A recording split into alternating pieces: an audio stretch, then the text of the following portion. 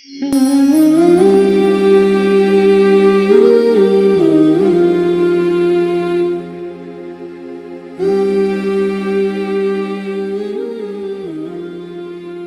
cinta itu akan mendatangkan kesyirikan? Kecintaan itu akan mendatangkan perkara kesyirikan itu, yaitu ketika cintanya kita kepada sesuatu selain Allah itu lebih besar daripada cintanya kita kepada Allah. Pada saat itulah kita terjerumus kepada kesyirikan. Lembut betul loh Ustaz. Iya, memang susah untuk dideteksi dan didiagnosa, tapi itulah syirik. Makanya kemudian Allah sampai menyebutkan kepada kita di dalam surat At-Taubah ayat yang ke-24. Qul in kana aba'ukum wa abna'ukum wa ikhwanukum wa azwajukum wa ashiratukum wa amwaluk niftaraftumuha wa tijaratun takhshawna kasadaha wa masakinu tardawnaha ahabba ilaikum minallahi wa rasulihi wa jihadin fi sabilihi fatarabbasu hatta ya'tiyallahu bi amrih.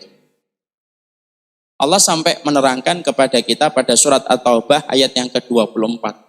Kalaulah bapak-bapakmu, kalaulah kemudian anak-anakmu, kalaulah saudaramu, kalaulah kemudian keluargamu, kalaulah kemudian hartamu, dan kalaulah perdagangan-perdagangan itu, dan kalaulah rumah-rumah kamu, lebih kamu cintai daripada Allah dan Rasulnya dan jihad di jalan Allah, maka sesungguhnya tunggulah, yaitu balasan dari Allah Subhanahu wa Ta'ala.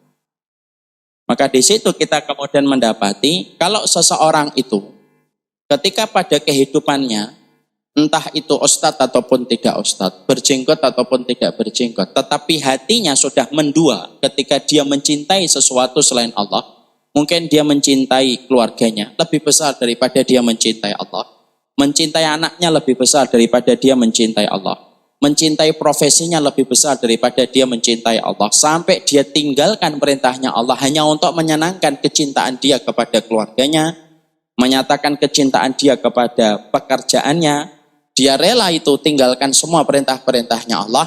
Nah, inilah yang dikhawatirkan terperosoknya manusia kalau sudah masuk pada perkara ini, yang semacam ini, maka tanpa sadar ataupun sadar, suka ataupun tidak suka, pada saat itulah kita telah terjatuh pada syirik masalah cinta.